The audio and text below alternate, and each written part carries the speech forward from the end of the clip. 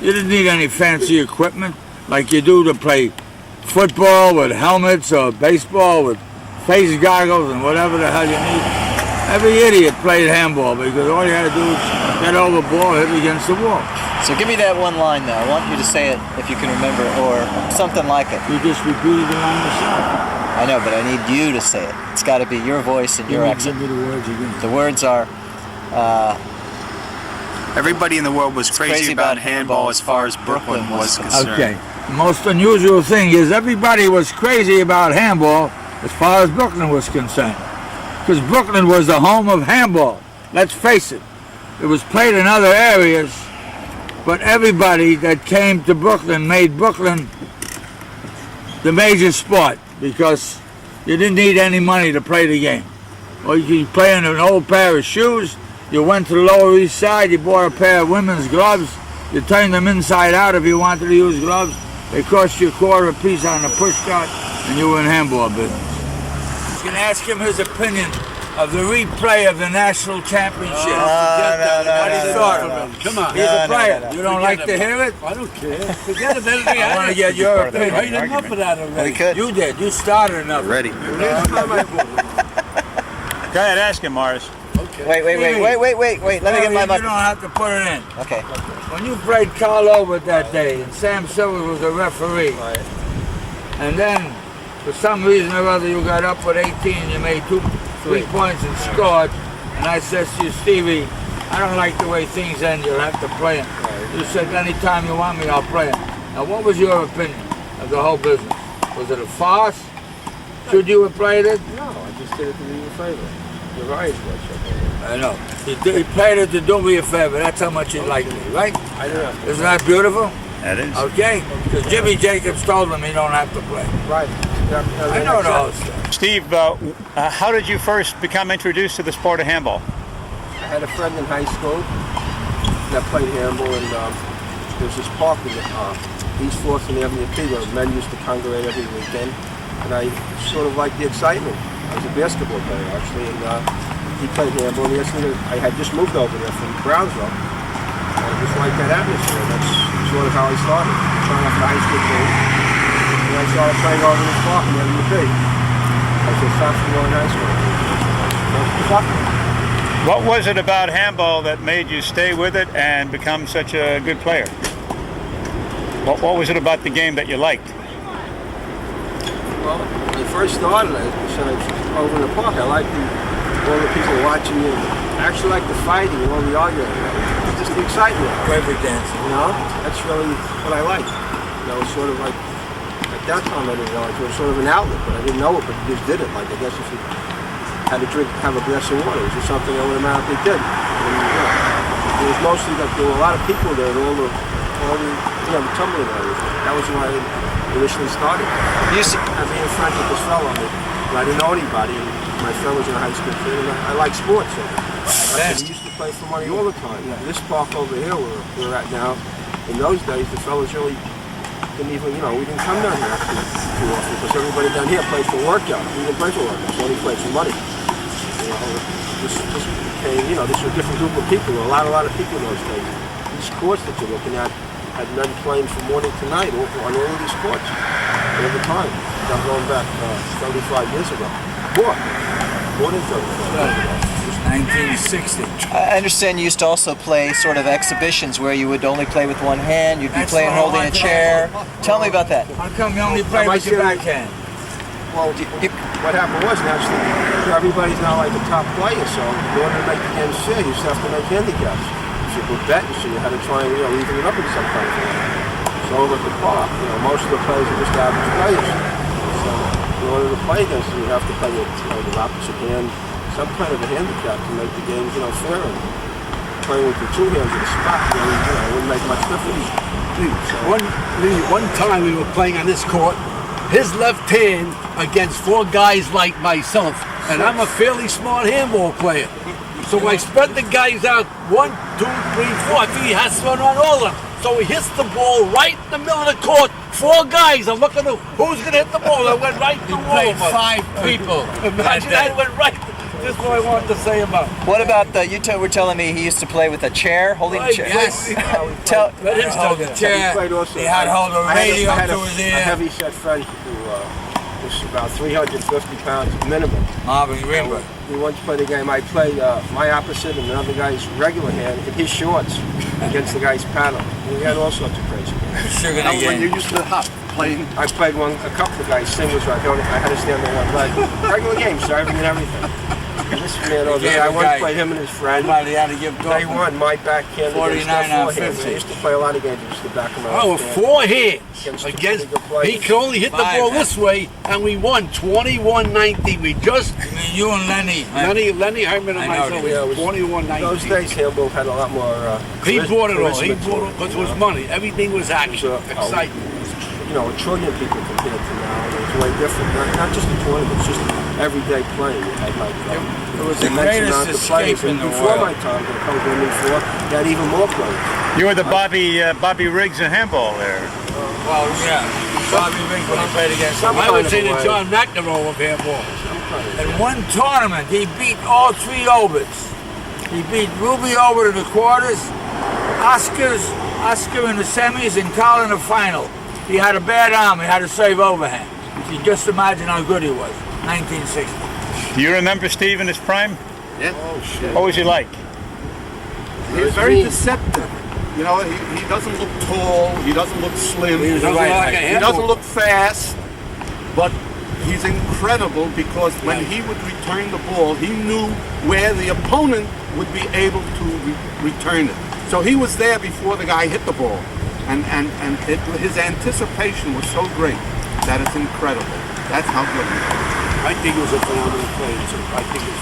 Anticipation. I would say, from what I've seen, the greatest play. When you played him, you were playing against 3 hands. An opposite, straight left, a right hand, and a backhand. No one thinks of that. The man had 3 different hands to play with, okay? And let me ask you, how did you get to be so good in such a quick amount of time? I mean, before you knew it, you were the top player around. Well, that's a good question. It's a pretty good answer. I always felt that competition has a lot to do with improvement in anything. I'm sure I'm right. I came along, as I told you before, when the real, Vic Hershkowitz and the real great players who before me were still playing. And I lost, I remember, in I don't remember what year, but somewhere in the 50s in the Mirror Park, there was a newspaper called the Daily Mirror, and I lost in that tournament. And a couple of years later, I won the national tournament, which I feel was still by half of an accident. I beat the Ober brothers. They were just better, but I always had a lot of fight and just hung in there and actually won because I just won by trying hard. But in those couple of years in between, I played for a few years with Vic singles all over the park that I told you before, with Moe, and there was a couple of other men who you might not know, but from that era, and I got tougher from playing with them. So that gave me the improvement that I needed to have a chance to win. And that's Central Park Courts, West 97th Street in Manhattan. Well, they came to be part of a series of courts that were built, I guess over 60 years ago, which really was built by the Department of Parks and part of their plan to expand handball throughout the city. And it wasn't really a plan to expand handball, but more so one person's vision, Charlie O'Connell, to make sure that every court that was built throughout the city of New York had a handball court, because handball was a very cheap and expensive sport that anyone can play. And it should be included in the regular parks recreation. And that was done. The Central Park courts here, right now, there are 12 courts. These 12 courts, 6 are made of cement and 6 are made of asphalt. We used to have a 3-wall court here, which used to be a training court for 4-wall, but that was recently taken down when they renovated the courts. One of the unique things about these courts, they said 6 are asphalt and 6 are cement. And when the city was renovating these courts, they were going to make them all asphalt. They previously were asphalt, and the problem with that, because in the open area in Central Park, during the summertime, the asphalt melts, and as the players play, then you end up getting dips and chunks taken out of the court. Right. So what happened is a group of veteran handball players that refused to have their courts renovated and be put in the same condition, that they knew that if it was renovated all in asphalt within about another season, by the next year, it would be all crumbling again. So they raised they raised $15,000 to get these courts rebuilt the correct way. They matched funds with the city, and they had 6 of the courts made over in cement. And this was done probably about 4 or 5 years ago. And those courts are in great condition now. They'll probably be in great condition for another 10 years. As the asphalt courts here are slowly deteriorating a little bit.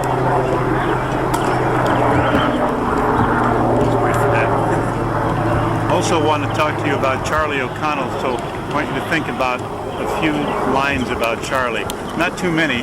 I don't know a whole lot about Charlie O'Connell. But whatever you do, for instance, the question that I would probably ask you is, how did Charlie O'Connell convince the city of New York to put handball courts in all the playgrounds? I don't know. It was a miracle. But back to our 6 courts are asphalt. Right. The 6 courts that are asphalt are slowly deteriorating, but I'm sure they'll be renovated over a number of years in the next few years. The city has money. But thanks to the foresight of these older handball players, they got the other, at least we're guaranteed that we'll have 6 courts that will be standing here regardless of if the city has money or not. So that's what they say this. Now, what about Charlie O'Connell? What's the story there? How did he get the city to put all the unfortunately, I don't know a lot of history about Charlie O'Connell, but he is in the USHAA Hall of Fame, which is anyone goes to Tucson, they should take a look in the Hall of Fame and see some of the history behind there. But Charlie O'Connell is in the Hall of Fame, and mainly because of his work in promoting handball in the early years of the sport. Apparently, with his contacts in the Parks Department and the city of New York at a time when the city did have money, he helped draw the blueprints for developing and building courts within the city in all 5 boroughs. And his plan for the parks included one-wall courts in every park. It was a miracle that anything like that had gotten done. Nowadays, it would be impossible to get, the city, pretty impossible to get the city to do something like that in every single park in any new project. But luckily, because he did it at a time when the city was open to new ideas and had money for budgets that they can expand these parks, that's exactly what happened. Let's talk about the ICHA, Paul. How did that idea come to you, and when did you do it? I guess the idea came to me about 7 years ago, and actually put it into effect maybe 5 years ago. What had happened was that as I got a little older, I started noticing that there were no players for me to play, other than players that were, which I considered old at that time, 38. I was a young guy, and I thought, 38 was pretty old, and that was the only competition I had. And it just seemed a shame because 10 years prior, there was plenty of players. So I guess almost like a little selfish need of mine to have more competition, because I wanted to continue playing in national events, was to try and start something locally where young players were developed. I sort of got that concept, which developed maybe 15 years prior, because some older adults decided that they wanted me to pursue a longer career in handball. So they took me from the one-wall courts, subsidized my membership at Union Temple in Brooklyn so I could play 4-wall handball. Met a lot of players there, got on their team, went to the Westside Y handball team, got to experience handball on a different level that I've never known before. And from that point on, I was always traveling, going to tournaments, meeting people throughout the country and the world. And it was a good experience for me. And I thought a lot of other kids could probably benefit from that experience also. So instead of doing it to one kid like how these gentlemen did with me, I decided to do it on a bigger scale and get as many kids as interested. If they had an interest, then I tried to expand it. And how do you recruit these kids? Basically, mainly through the high schools. The high school has a great school system here, and they have the public school athletic league, which does a great job at maintaining handball teams throughout the city. So all the public schools have handball teams, and basically it's about 1,500 to 2,000 kids that participate on those teams, boys and girls. I basically work with the PSAL directors, commissioners for the boys and girls high schools, make sure they get information out, run a number of tournaments geared solely for kids, 19 and under, 16 and under, and 13 and under, to get their interest into the sport. The top kids and those kids that are interested, I try and expose them then to 4-wall. And then those kids that want to even go a little further, I take them out to 3-wall. And then I start taking them to tournaments, trying to raise funds to take them to tournaments outside of New York, upstate, outside of the U.S., and cross country. Can you add one sentence, Paul, and just say, I recruit through the high schools? I recruit through the high schools. Now, you were in Wales recently, and what was that experience like? That was a great experience. It was great for the kids also. Say, Wales was a terrific experience. Wales was a terrific experience. The kids had a great time there. They met people that never saw one-wall handball played ever. And the part of Wales that we went to, also Nelson, women weren't allowed to play handball for over 100 years. So it was kind of unique that we brought some women on our team there also to play some women from Ireland.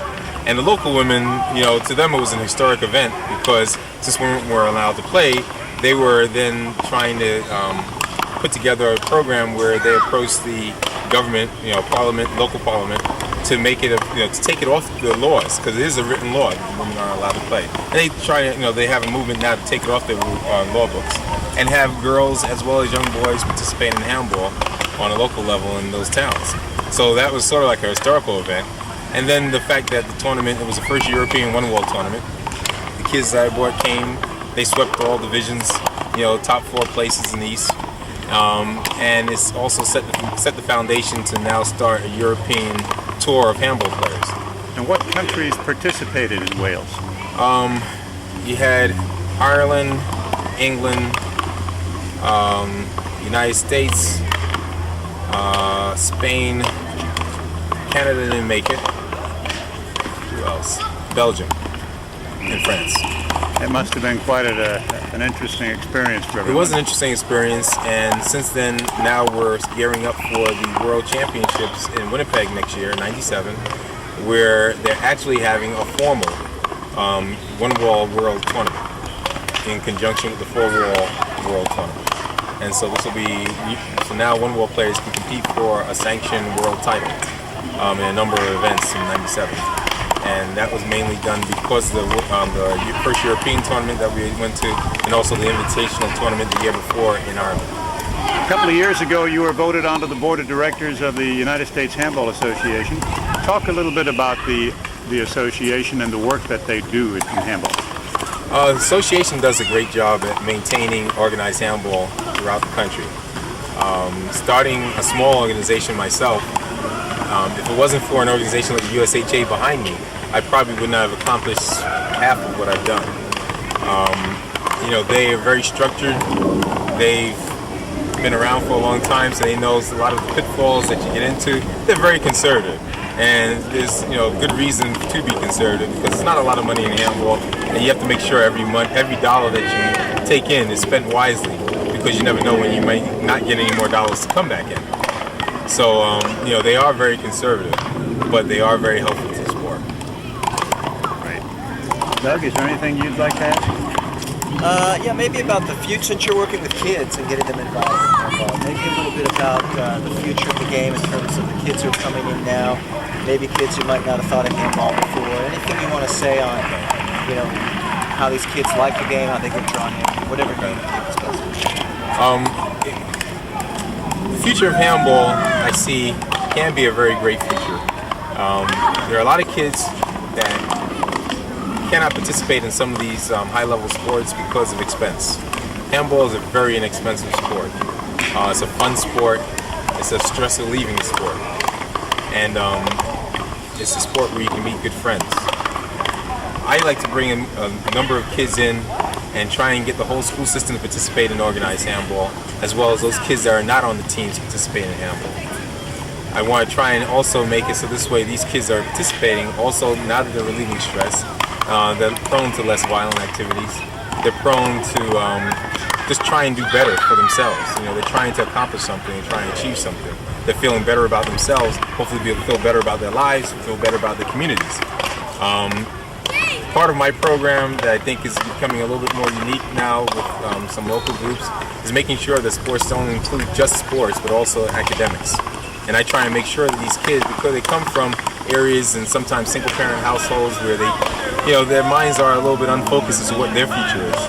But to get them steered to a good future through handball and realizing they can go a lot farther, go to school, get a college education. We got some kids now they earn academic scholarships to Lake Forest College, and we have a few more coming next year. And we want to try and send dozens of kids to colleges throughout the states where they have handball teams. Because in this way they not just only develop their own academics, their own sports, they also develop their academics. Right. Can you stop the camera for a minute, Curtis? Like players.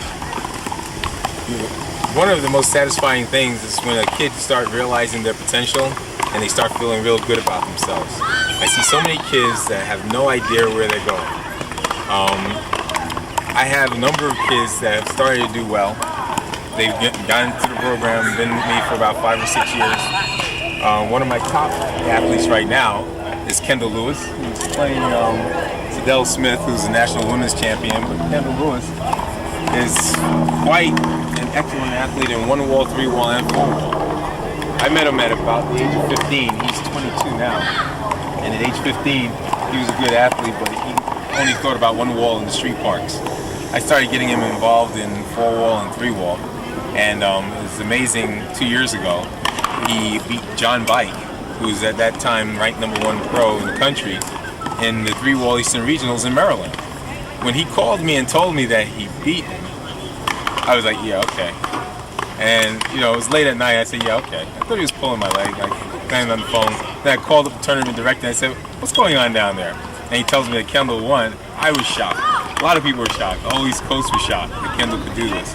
But, you know, if he wasn't in the program, there are athletes, many athletes like that that's not in the program. Kendell was one of the kids that got into the program and was realized to be an excellent athlete. And if it wasn't for an opportunity that he's had with Inner City Handball and the USHAA, no one would ever have known.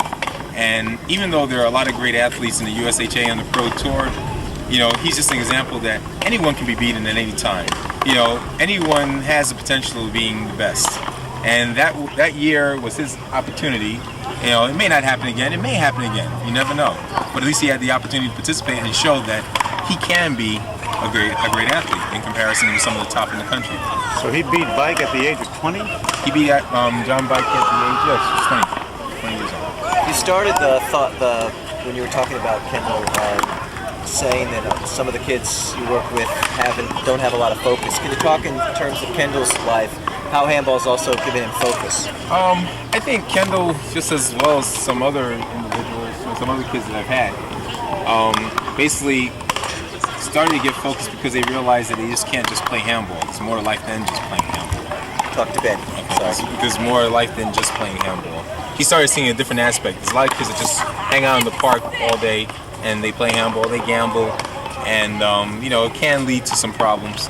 You know, Kendell was taken out of that environment, so he realized that, you know, gambling for that little bit of money, it's nothing. You know, you have to build up your character, you have to build up your sportsmanship, and then it helps you in other opportunities as well as school, as well as work. You know, Kendall's going back to school now, you know, going back to college in September, so he's going to pursue a college degree, which is great, because a lot of kids, it's hard to get them to go back to college. You know, it's hard to get some kids to finish high school, and at least he's finished, and you realize the importance of finishing. And he realizes that also if he wants to keep playing handball that he loves, it requires a profession that possibly your own business, or a profession where you can have a good amount of vacation time, where your hours aren't set by you being stuck in a desk all the time. You know, be stuck in a profession where you have some versatility, you know, some diverseness, where you can then schedule your own hours and still be profitable, still be able to support your family, and still be able to enjoy life. That's great. Okay. Rabbit. Okay, we get a closer shot at you.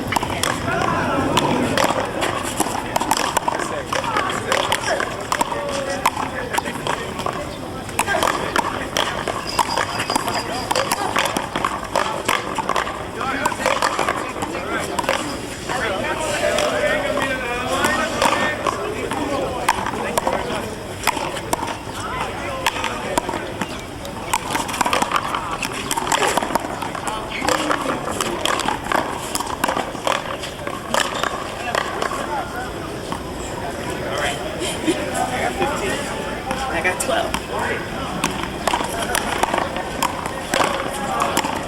Gosh, you make me sick.